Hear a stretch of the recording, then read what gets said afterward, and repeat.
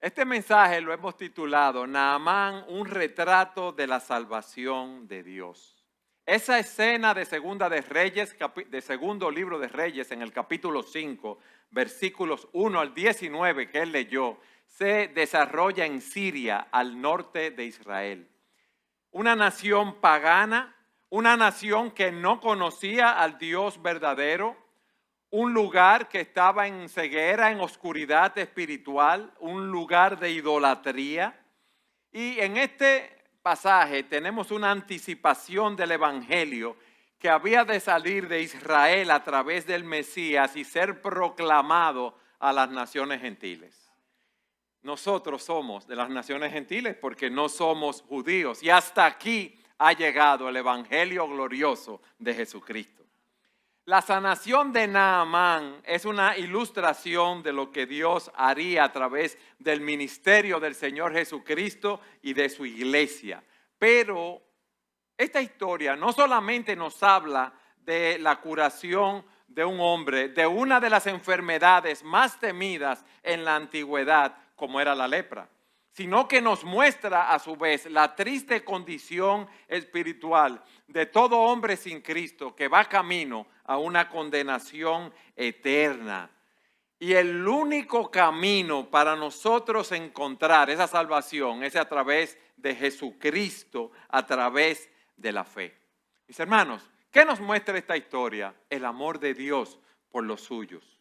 Cómo Dios llega a una persona, cómo Dios llega a un pueblo que está sumido en oscuridad, que está sumido en idolatría, que va camino a una condenación. Y cómo Dios utiliza las aflicciones en nuestras vidas, como lo utilizó en el caso de Naamán, para traerlos así, en la medida que responden a Él en arrepentimiento y fe. Lo primero que yo quiero que veamos en esta historia es, ¿quién era Naamán? Yo quiero que veamos su persona, sus credenciales, su situación. Aquí se nos dice que Naamán era capitán del ejército del rey de Aram. Él era un general del ejército del rey de Siria. Y dice que era un gran hombre, tenía un gran prestigio, era un varón grande, era una persona importante, era un gran hombre delante de su señor. Y era tenido en alta estima porque por medio de él el Señor había dado la victoria a Aram y también era un guerrero poderoso y valiente. Imagínense este hombre. Su nombre significa encantador, agradable, hermoso. Nos da la idea de una persona con gracia, de una persona bien formada. Y se nos dice que como comandante general del ejército, entendemos, no se nos dice aquí, era el segundo luego del rey. Era el primer ministro de Siria.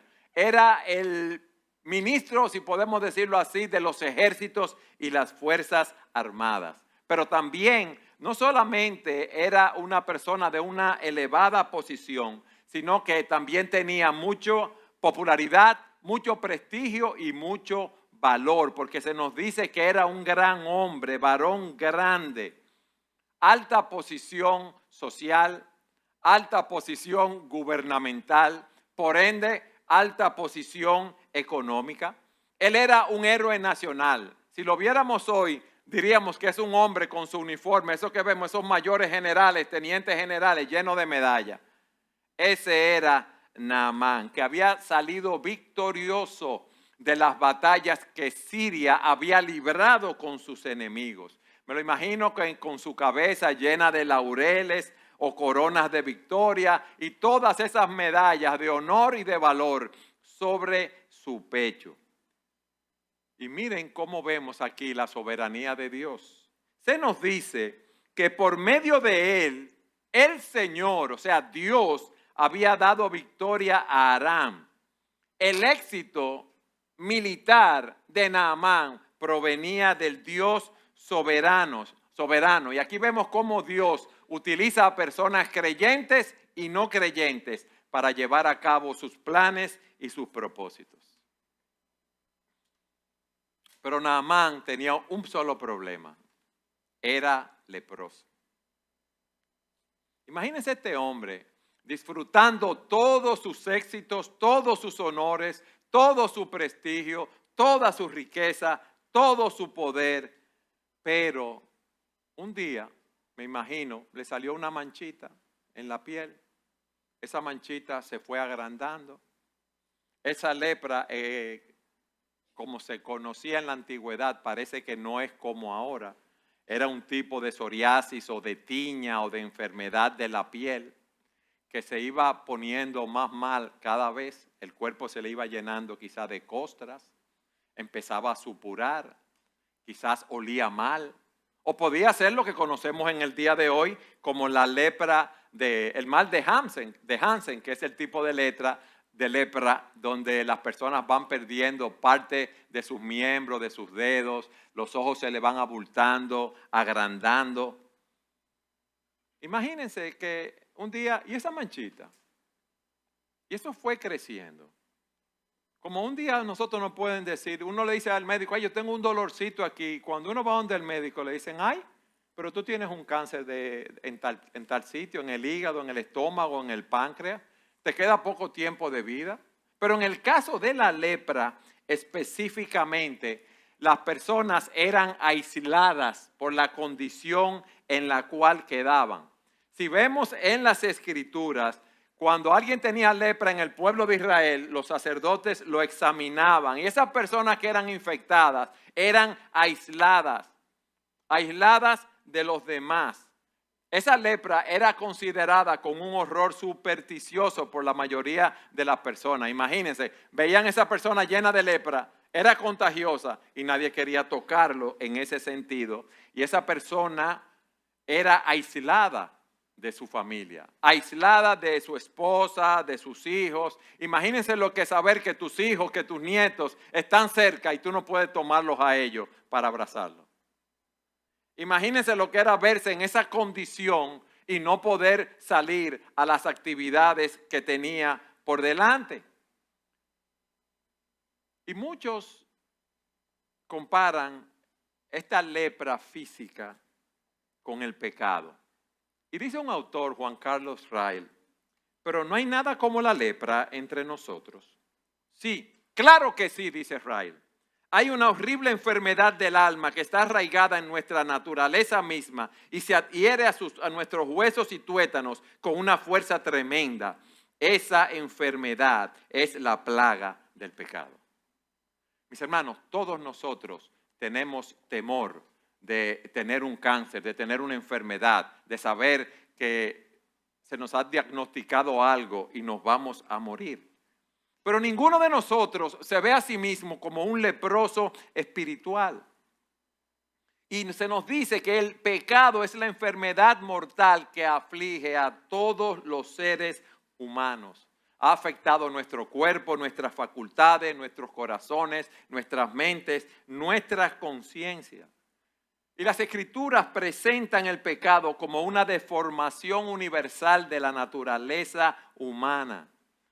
Todos nosotros somos pecadores. Dice la Escritura, todos nosotros nos descarriamos como ovejas, nos apartamos cada cual por su camino, pero el Señor hizo que cayera sobre él, ¿sobre quién? Sobre Cristo, la iniquidad de todos nosotros.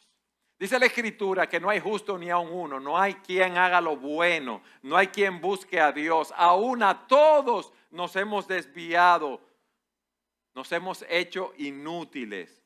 Y por cuanto hemos pecado, estamos destituidos de la gloria de Dios. No hay nada que ningún ser humano pueda hacer para agradar a Dios, porque todas nuestras obras son como trapos de inmundicia en la presencia de Dios. Pero era leproso. El pecado estropea nuestras vidas. Miren, desde que el pecado entró en el mundo, nadie jamás ha tenido una vida plena. Dios nos creó para que nosotros disfrutáramos de todas las cosas, para que no nos faltara nada, para que tuviésemos una vida plena. Pero el pecado entró en el mundo y le arrebató a la vida su plenitud, su integridad y su perfección. Vamos a analizar algo. No importa lo exitoso que sea una persona en el mundo. No existe en el mundo lo que llamamos una felicidad completa o absoluta. No lo existe. No existe una paz completa y total. Y no decimos esto porque seamos pesimistas o personas que sufren de depresión o algo así. No, no. Mis hermanos, siempre hay lo que decimos nosotros, un jabón en el sancocho o una mosca en la sopa. Siempre hay algo que desvirtúa la perfección de lo que pensamos tener. Imagínese que usted alcanza una alta posición. Presidente de la República, presidente de una empresa, presidente de una compañía. Pero detrás de usted hay otros que están llenos de celos y envidia, que están al acecho para que usted falle o que se enferme o que se retire. ¿Para qué? Para conseguir nuestra posición. No es así, hermano. Eso es una realidad. Un poeta dijo: incómoda descansa la cabeza que porta la corona. Los reyes sabían que habían personas que querían su posición y llevaban una daga en algún lugar para matarlo o para tener esa posición. Siempre ocurre algo malo. No importa lo maravilloso que nos esté yendo. Miren cómo le estaba yendo a Naamán. Él tenía todo a su favor. Él tenía todo en la vida. Todo lo que uno puede desear. Pero era leproso. Y por eso decimos que todo esto es fruto del pecado. Porque el pecado desvirtúa lo que nosotros, la felicidad, si podemos decirlo de esa manera. El pecado nos hace infelices. Y cuando uno sigue el camino del mundo, cuando uno quiere buscar su satisfacción en las cosas de este mundo, nunca podrá ser una persona feliz. ¿Por qué? Porque siempre aparecerán obstáculos. Vivimos en un mundo caído. Y nosotros tenemos una ilusión. ¿Y ustedes saben cuál es esa ilusión? Que nos creemos que somos autosuficientes. Yo me imagino a Naamán con todo ese poder, con todas esas cosas que tenía. Ya él había trabajado duro, ya él había arriesgado su vida, ya él había librado muchas batallas, seguro había librado muchas conspiraciones y muchas intrigas en el ejército, seguro había librado muchas conspiraciones e intrigas en la misma corte de muchas personas que querían quitarlo de allí.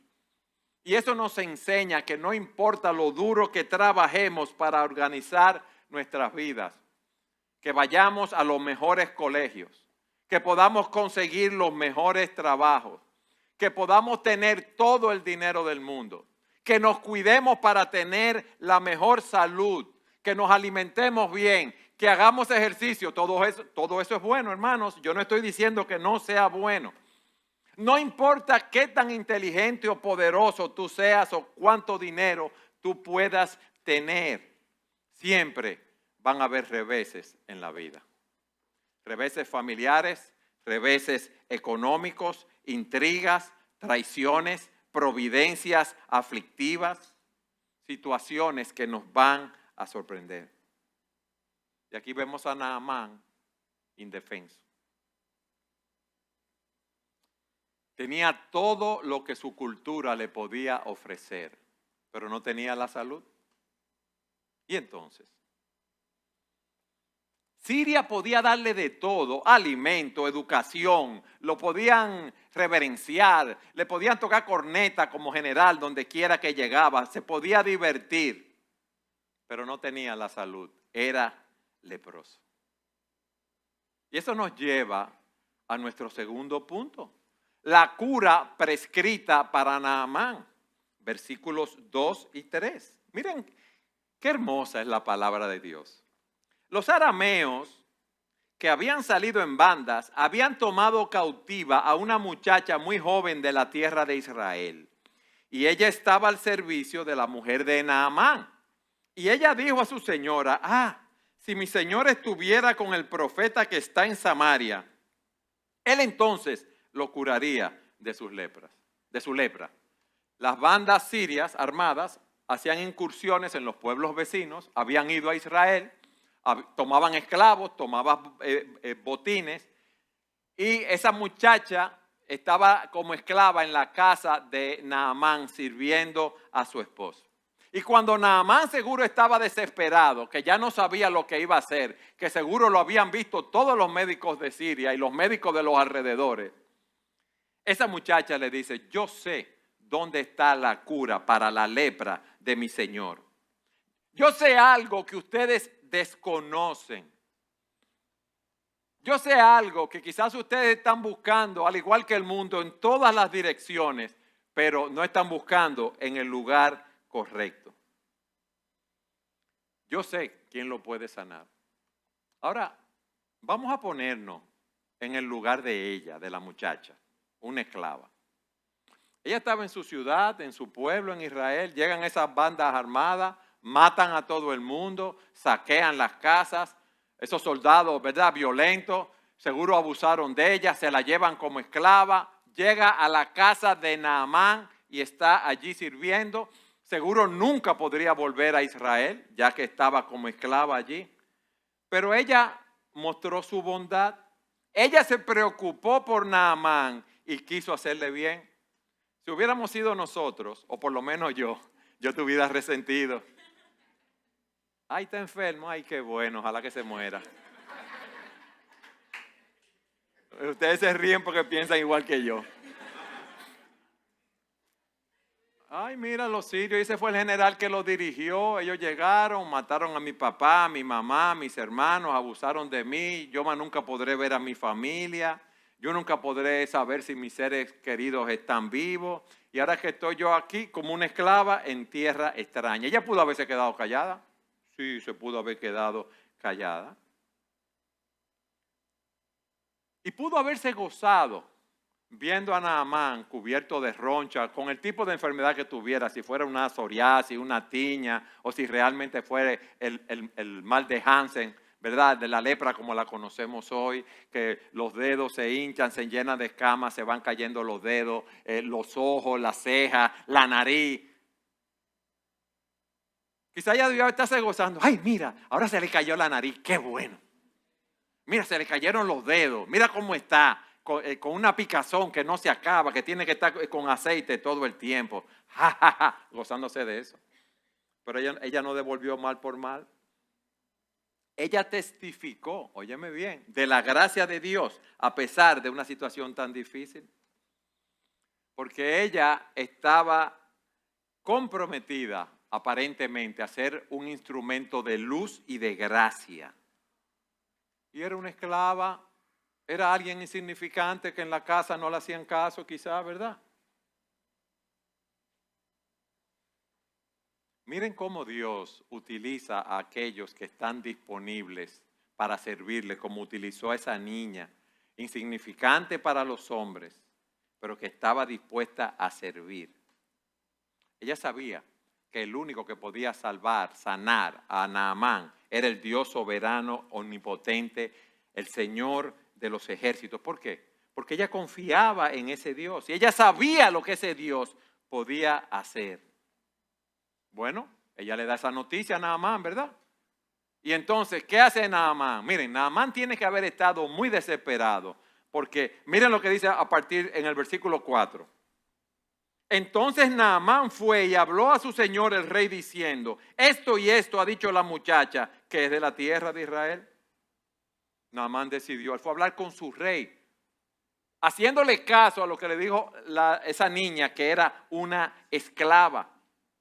Y él estuvo dispuesto a ir a Israel, porque allí él no había podido ser sanado. Ahora él estaba indefenso, ahora él estaba condenado a estar aislado, a morir de esa enfermedad sin poder hacer nada. Él va donde el rey oye la noticia. Y el rey, tan pronto oye la noticia, pone en marcha su influencia política. Miren lo que dice el versículo 5. Y el rey de Aram le dijo: ve ahora y enviaré una carta al rey de Israel. Pero miren lo que dice. Y él fue, Naamán, y llevó consigo 340 kilos de plata y 6,000 siclos de oro y 10 mudas de ropa, o sea, vestidos de lujo. Naamán se preparó, ya tengo el permiso del rey, ya tengo la carta del rey, ya tengo la autorización, entonces ahora déjame llevarme dinero para yo poder curarme, para pagar por mi salud. ¿Por qué? Porque él seguía confiando en su poder, en su posición, en su riqueza para ser sanado. Miren, los comentaristas bíblicos difieren del valor de ese oro y esa plata que Naamán llevó y no se ponen de acuerdo. Algunos dicen que eran como $80,000, otros dicen que eran como $500,000, pero yo curiosamente tomé el peso, ¿verdad?, de lo que pesaban los 10 talentos de plata y lo que pesaba el oro y lo puse a precios actuales y a mí me dio 69 millones de pesos. Él llevó $1 millón y pico para ser sanado. Si es así, puede haber sido 80,000, puede haber sido esa cantidad al día de hoy. ¿Por qué? Porque cuando tú tienes dinero y poder, a ti nada te para. Tus riquezas son como altas murallas que tú crees que te protegen. Tú tienes un seguro médico. Tú puedes hacer la cosa con el dinero y tú crees que puedes ser sanado. Entonces, dice el versículo 6, también llevó al rey de Israel la carta que decía, y cuando llegue a ti esta carta comprenderás que te he enviado a Naamán mi siervo para que lo cures de su lepra. Bueno, ya tengo la carta del rey. Tengo dinero en el bolsillo, ya estoy autorizado, ya yo compré los favores de Dios, ya lo mío está resuelto. Pero es muy bueno que entendamos que ningún ser humano podía curar a Naamán. Ningún ser humano nos puede curar a nosotros de la lepra que nosotros tenemos. Físicamente ningún médico lo podía ayudar, ni las terapias, ni los consultores, ni los expertos, nada de eso podía ayudarlo. Porque él lleva una carta de recomendación del rey. Porque el rey de Siria quería que el rey de Israel supiera quién era Naamán. Este es un personaje, esto no es cualquiera que va allí. Y también porque en Siria los sacerdotes del templo trabajaban para el rey. Y quizás el rey de Siria pensaba que los sacerdotes, los profetas en Israel trabajaban para el rey de Israel. Pero eso no era así. El único lugar de la tierra donde el profeta no trabajaba para el rey era allí en Israel, porque trabajaba para el Dios soberano, creador de los cielos y de la tierra. No trabajaba para nadie más. El profeta trabajaba para ese Dios soberano que nos creó. Bueno, él llegó donde el rey de Israel.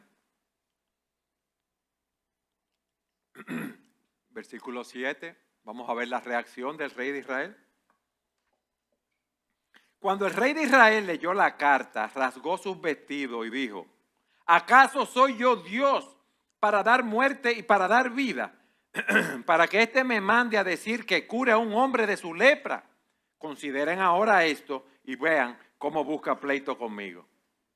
En buen dominicano, ¿qué pensó el rey de Israel? Esto es un gancho. Esto me quiere un lío conmigo, yo no soy Dios para sanar a nadie. Este hombre, el rey de Siria, está buscando alguna causa para atacarnos. Pero ¿qué pasa? Que en el antiguo Oriente, cuando se enviaba una carta, solo se decía el objetivo primordial de la carta.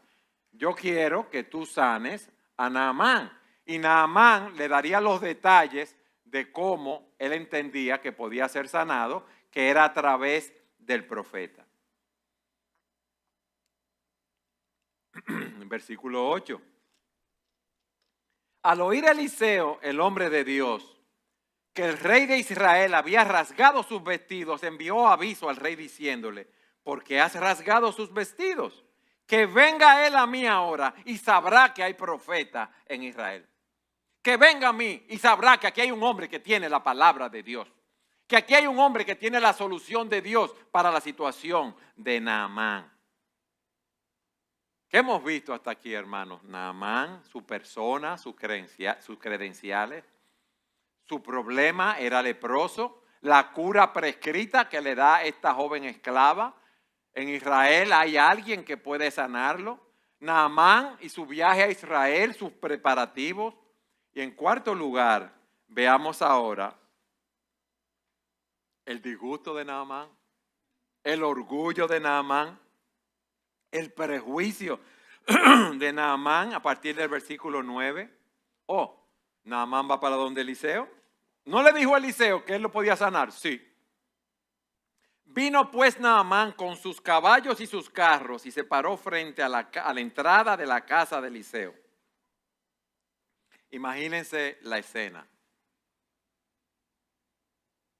Ese jefe militar, caballos, carruajes, escolta, oro, plata, ropa fina, de pie frente a la casa del profeta. Que la casa del profeta debía haber sido una casa bien sencilla y bien humilde. Eso es como si a una casa humilde llegara el presidente de los Estados Unidos. La comitiva, los que lo protegen, los asesores. Llegó el 01 aquí, que si yo cuánto, hablando con toda la bulla como siempre hace. ¿No es así? El 01 va camino, va entrando, esto, lo otro. ¿Qué ustedes esperan que iba a hacer Eliseo? Es más, si fuera usted, que fuera con toda esa pompa, oh, pero ese hombre va a salir y me va a hacer una cosa, un ensalmo, una cosa, me va a poner la mano, me va a decir unas palabras, después de reconocer quién soy yo, ¿verdad? De mi grandeza. Mire lo que hace Eliseo. Eliseo ni salió de su casa. Y Eliseo le envió un mensajero diciendo, ve y lávate en el Jordán 7 veces y tu carne se te restaurará y quedarás limpio.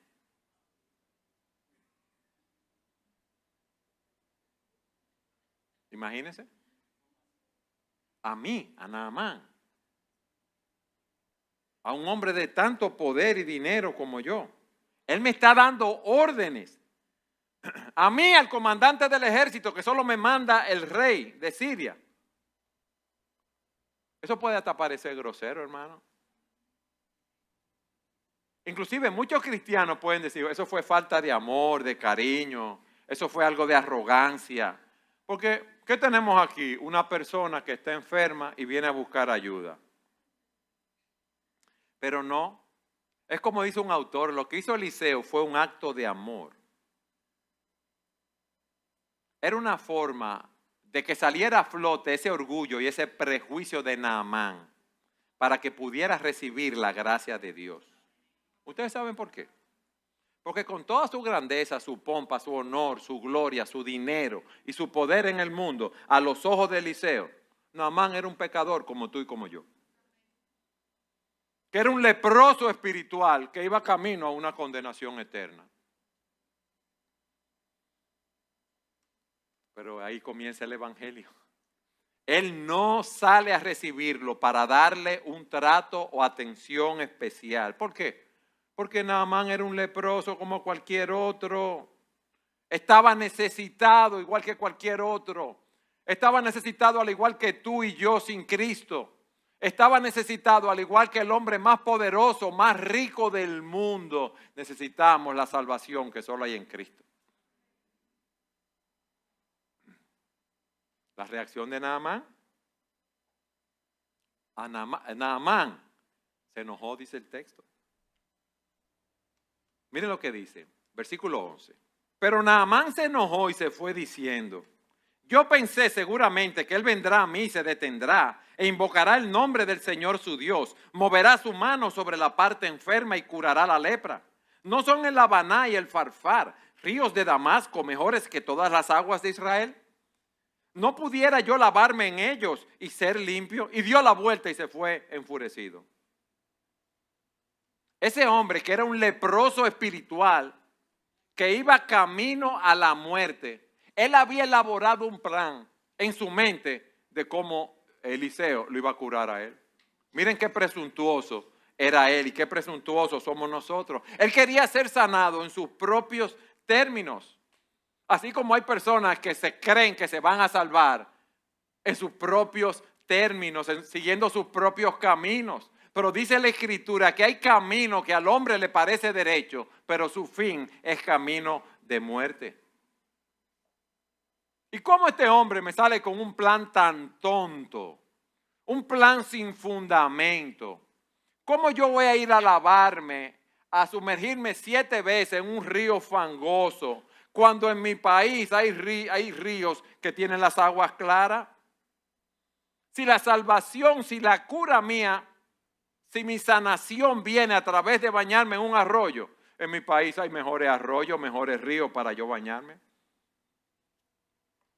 Sí, es verdad que los arroyos de tu país te pueden quitar la suciedad física, pero no vas a ser limpiado de la lepra.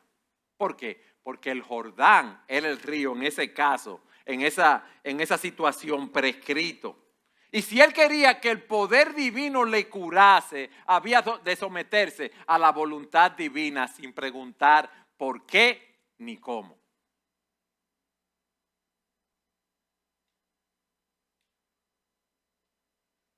Vayan conmigo a 1 Corintios 2:14. 1 Corintios 2:14 es una ilustración de lo que Naamán está pensando y diciendo.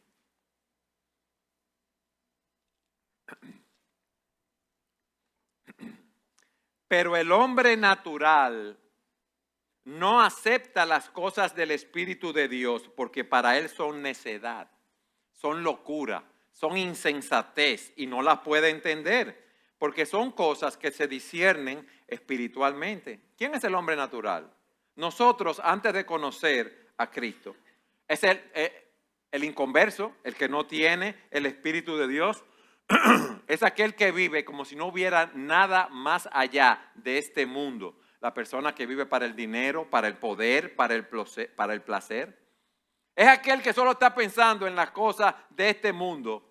No entiende las cosas de Dios. Y más que eso, las cosas de Dios le parecen sin sentido, le parecen una locura. ¿Cómo tú me estás hablando de pecado, de una lepra espiritual? ¿Cómo tú me estás hablando de que somos culpables, de que estamos condenados, que necesitamos que nuestros pecados sean perdonados, que necesitamos ser salvos de la ira venidera? Esas cosas para el hombre natural no tienen sentido. Y te voy a decir algo más. El hombre natural, nosotros antes de conocer a Cristo, detestábamos el evangelio y el natural detesta el evangelio. ¿Tú sabes por qué? Porque nos hiere, nos humilla. Nos propone un camino que a nosotros nos parece totalmente ridículo, despreciable. ¿Cómo va a ser que yo voy a ser sanado por sumergirme 7 veces en ese río fangoso? Yo me voy. Imagínense el cuerdazo que cogió Naamán. Sí, pues no dice enojado y suena bonito. No, fue una cuerda, fue un pique que él cogió. Él se iba por ahí con la cabeza grande. Yo me imagino diciendo muchas cosas. Sin embargo, sus siervos se le acercaron, versículo 13, y le dijeron: Padre mío, si el profeta le hubiera dicho que hiciera alguna gran cosa, ¿no la hubiera hecho? ¿Cuánto más cuando le dice a usted, lávese y quedará limpio? Wow, qué bueno es tener personas que lo aconsejen a uno. Qué bueno es tener personas que le digan: mira, tú vas por un mal camino, lo que tú estás haciendo no está bien. Tú estás buscando primeramente las cosas de este mundo y las cosas de este mundo te van a llevar a una condenación eterna. Ellos le dijeron aquí, con respeto, pero haga lo que él le está diciendo porque vinimos aquí. Si Dios lo hubiera pedido hacer algo grande o difícil, alguna gran hazaña, usted hubiera estado dispuesta para hacerla, pero esto es algo simple, ¿por qué no lo cumple? Él te ha dicho, lávese y quedará limpio. La cura de Naamán, óyeme bien, era algo tan sencillo que él no quería aceptarlo.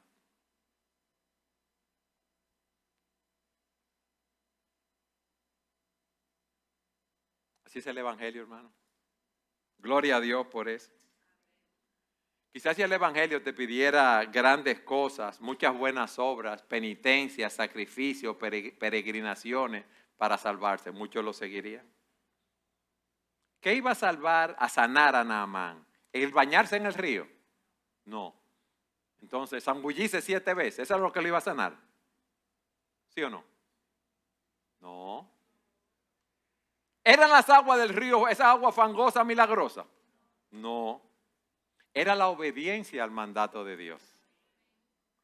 Era la obediencia al mandato de Dios. Era fe en la palabra que le estaba diciendo el profeta. Era fe en que la palabra de Dios lo iba a sanar. Esa es la palabra que nos dice hoy: cree en el Señor Jesucristo y serás salvo. Nosotros necesitamos arrepentirnos de nuestros pecados y creer en Cristo como el camino, la verdad y la vida, como el único mediador entre Dios y los hombres, como el único camino de salvación. Es creer en Cristo, que murió por nuestros pecados conforme a las Escrituras, que fue sepultado y que resucitó al tercer día conforme a las Escrituras, y ahora está sentado a la diestra de Dios intercediendo por nosotros.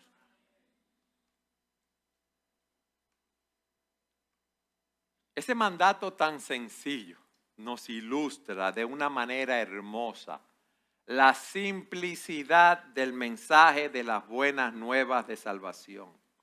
Que la salvación es por gracia, por medio de la fe en Jesucristo solamente. Por gracia sois salvos por medio de la fe. Y esto no procede de ustedes, sino que es un don de Dios. No por obras, para que nadie se gloríe, porque somos hechura suya, creados en Cristo Jesús para hacer buenas obras, las cuales Dios preparó de antemano para que anduviésemos en ellas. Por gracia, por medio de la fe. Entonces, ¿yo no tengo que hacer nada? No. Arrepentirte de tu pecado y confiar en Cristo. Esa es la invitación del Evangelio. Isaías dice: todos los sedientos vengan a las aguas, y los que no tengan dinero, vengan, compren y coman. Vengan, compren vino y leche sin dinero y sin costo alguno. Todos nosotros tenemos esa sed. Todos nosotros tenemos ese vacío. Dios ha puesto eternidad en nuestros corazones. Por eso es que las personas viven sin paz, viven insatisfechas, porque están buscando llenar ese vacío con las cosas de este mundo, y nada de este mundo nos puede satisfacer. Cristo dijo: yo soy el alfa y el omega, el principio y el fin. Al que tiene sed, óyeme bien, al que tiene sed, yo le daré gratuitamente de la fuente del agua de la vida, y el vencedor heredará todas estas cosas, y yo seré su Dios y él será mi hijo. Pero los cobardes, los incrédulos, los abominables, los asesinos, los inmorales, los hechiceros, los idólatras y todos los mentirosos tendrán su herencia en el lago que arde con fuego y azufre, que es la muerte segunda. Cristo te está llamando hoy, te está dando vida, y vida en abundancia. Todo esto, por su gracia, es un regalo inmerecido por medio de la fe. Pero el camino de la fe es un camino de humillación. Es rechazar nuestros propios caminos. Es rechazar nuestro orgullo. Es dejar de depender de lo que nosotros somos o de lo que nosotros tenemos. Dejar de depender de las obras que nosotros podemos hacer. Y arrojarnos en los brazos de Cristo, arrepentidos de nuestros pecados y confiando en Él y solo en Él para salvación. Obedece, báñate en ese río fangoso, zambúllete 7 veces. Y quizás tú estás pensando hoy: ¿cómo va a ser que el camino para la salvación es mirar a un hombre en una cruz, con un cuerpo latigado, sangrando, con una corona de espinas? Un hombre que está indefenso, clamando: Dios mío, ¿por qué me has desamparado? ¿Cómo es que yo voy a ser sanado de esa lepra viendo a un hombre débil en la cruz? Un hombre que fue sepultado en una cueva. ¿Cómo va a ser que mirando a ese hombre yo voy a ser salvo? Pero eso es lo que nos dice el Evangelio, que miremos a ese hombre crucificado. Que ese es el camino de salvación. Que vayamos al Calvario, que miremos a Cristo muriendo en la cruz, que miremos a Cristo cargando con nuestros pecados allí en ese madero, y que nos arrepintamos de nuestros pecados confiando en Él y solo en Él para salvación. El Evangelio nos dice que la salvación no es por obras, es por gracia. Para acercarnos a Cristo debemos dejar todo lo que nosotros creemos que nos puede salvar, todos nuestros ídolos, toda nuestra confianza, porque Él es el único que puede lavar el pecado de nuestros corazones. Miren, en Mateo 5:3 dice, bienaventurados los pobres en espíritu, porque de ellos es el reino de los cielos. Un pobre en espíritu es una persona que sabe que está en bancarrota espiritual. Una persona que está en bancarrota sabe que no puede pagar sus deudas, que no tiene nada. Fíjense que no dice bienaventurado lo de clase media espiritual. Porque el de clase media piensa, bueno, yo no puedo pagar todas mis deudas, pero yo puedo pagar parte de las deudas.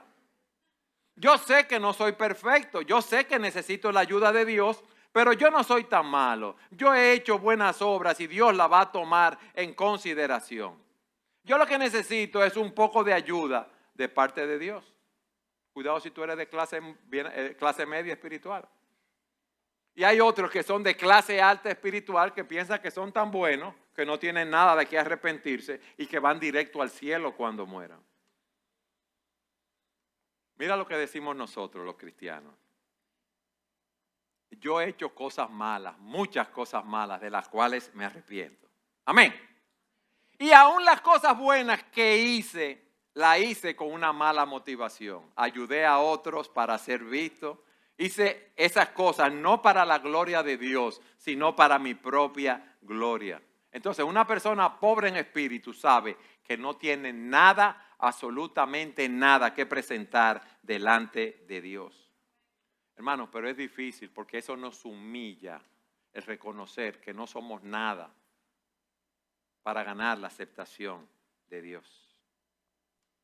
Dice Juan Carlos Ray, bienaventurado, feliz, el que ha aprendido a sentir que es un miserable pecador y que no hay salud en él. Bendito sea también aquel que ha aprendido que es un leproso espiritual y una criatura malvada y pecadora.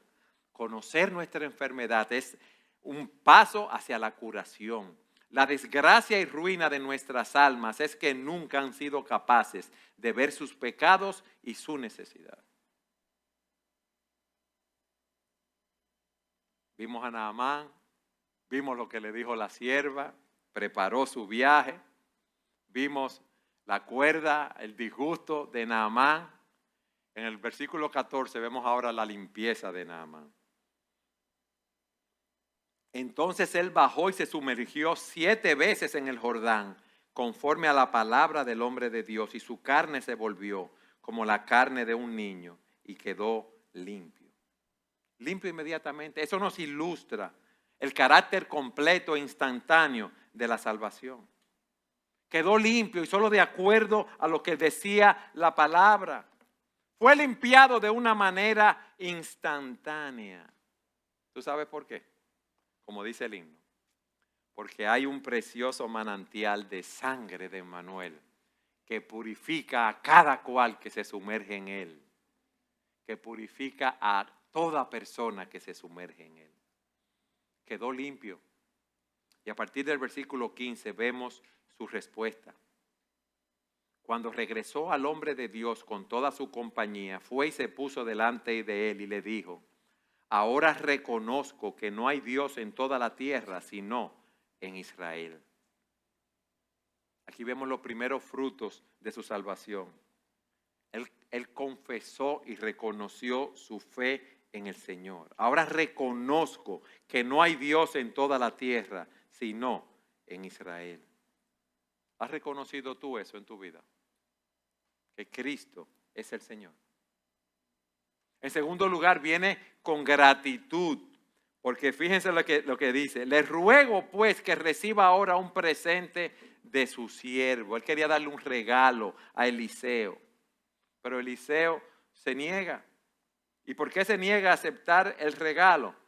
Quizás para que las personas ahí no pensaran que él había hecho eso por dinero o por interés, o para que no pensaran que la salvación y las bendiciones de Dios se podían obtener con dinero. Ese hombre confesó y reconoció su fe en el Señor. Ese hombre tuvo gratitud. Y miren lo que dice, versículo 17. Y Naamán dijo, pues si no, les ruego que de esta tierra se le dé a su siervo la carga de un par de mulos, porque su siervo ya no ofrecerá holocausto, ni sacrificará a otros dioses, sino al Señor. Que el Señor perdone a su siervo en esto. Cuando mi señor, o sea, el rey de Siria, entre en el templo de Rimón para adorar allí y se apoye en mi mano y yo me incline en el templo de Rimón cuando tenga que adorar allí, que el Señor perdone a su siervo por esto. Él le dijo, ve en paz, y se alejó de él a cierta distancia. Como él era el segundo en el reino, el comandante militar, cuando el rey de Siria iba a adorar al templo de Rimón, a esos dioses, él estaba al lado de él. Y cuando el rey se inclinaba, se apoyaba en Naamán. Y él está diciendo que el Señor perdone, o sea, que yo tenga que estar ahí. Y Eliseo le dice, ve en paz, ve en paz. Naamán sabía que él tendría que volver a enfrentar ese mundo allí en Siria. Él tenía responsabilidades, pero él iba a adorar al Dios vivo y verdadero. Hermanos, nosotros empezamos diciendo que Naamán tenía una posición de mucha preeminencia, pero era leproso. Mis amados, no importa cuán poderosos seamos, todos nosotros somos vulnerables. Y Dios se encarga de mostrarnos a través de las aflicciones y las diferentes situaciones en la vida nuestra vulnerabilidad. Pero ustedes saben qué, dice el salmista, bueno me es haber sido humillado para que aprenda tus estatutos. ¿Cuántos de nosotros no hubiésemos querido tener quizás la lepra física de Naamán para conseguir la salvación que Dios le dio a él? No sé si me explico. Fue a través de sufrimiento, fue a través de aflicciones que el Señor lo atrajo a él. El Señor está continuamente trabajando en nuestras vidas. El Señor está continuamente trabajando para llevar personas a sí mismas. No importa lo oscura, lo difícil de su situación. Dios utiliza, óyeme bien, los problemas de esta vida para llevarnos a enfrentar nuestro mayor problema. ¿Cuál es? Nuestra condición espiritual. Dios utiliza enfermedades mortales, nos postra en una cama para que veamos la brevedad de la vida y la vanidad de confiar en las cosas de este mundo. Y eso nos lleva a ver la necesidad que tenemos de perdón y de salvación en Jesucristo. Dios utiliza la crisis de esta vida para despojarnos de nosotros mismos. No sé si me explico. De nuestro orgullo, de nuestros prejuicios. Para ayudarnos a ver lo que tiene valor en esta vida. Si Naamán no hubiera sido afligido, hubiera seguido viviendo con toda esa pompa, esos logros, esas riquezas, pero esa aflicción lo llevó a conocer al verdadero Dios, al Dios de Israel. Y él conoció la vida eterna. Es como dice Juan, y esta es la vida eterna, que te conozcan a ti, el único Dios verdadero, y a Jesucristo a quien has enviado. O como dice el Señor, pero ¿de qué provecho tendrá un hombre si gana el mundo entero, pero pierde su alma? ¿O qué dará un hombre a cambio de su alma? ¿Qué hacen esos hombres con miles de millones de dólares, de euros, de yen, de pesos? Si se van a morir, ese dinero no les va a servir de nada cuando estén en una condenación eterna. Gloria a Dios por esa aflicción de Naamán. Gloria a Dios por esa lepra que era temporal, que le dio la vida espiritual. Mis amados, y alabemos la soberanía de la gracia de Dios, que no solamente fue de Israel, fue a Israel, sino también a los gentiles. En Lucas 4:27 dice, muchos leprosos había en Israel en tiempos del profeta Eliseo, pero ninguno de ellos fue limpiado, sino Naamán el sirio. Nosotros somos de esos gentiles que hemos sido limpiados. Y esto nos muestra, por último, la necesidad que tenemos de someternos al mensaje del Evangelio. Naamán no quería someterse a las directrices que le dio Eliseo. Él tenía una enfermedad incurable que lo iba a llevar a la muerte, pero también tenía la enfermedad mortal del pecado contra la cual no hay cura si no hay una intervención divina. Pero gloria a Dios que Él intervino en la vida de Naamán. Gloria a Dios que Él ha intervenido en nuestras vidas. Gloria a Dios que Él quiere intervenir en tu vida si tú no lo conoces a Él, para darte vida eterna en Jesucristo. Hoy es el día apropiado. Hoy es el día de salvación. El Señor nos ha mostrado esto a través del ejemplo de Naamán. Cómo Dios lo llevó a vencer todos sus prejuicios y su orgullo y a confiar en la sanación, en la salvación que solo existe en el Dios de Israel. Que Dios mueva nuestros corazones para apreciar cada día más la obra de gracia que Dios ha hecho en nuestras vidas.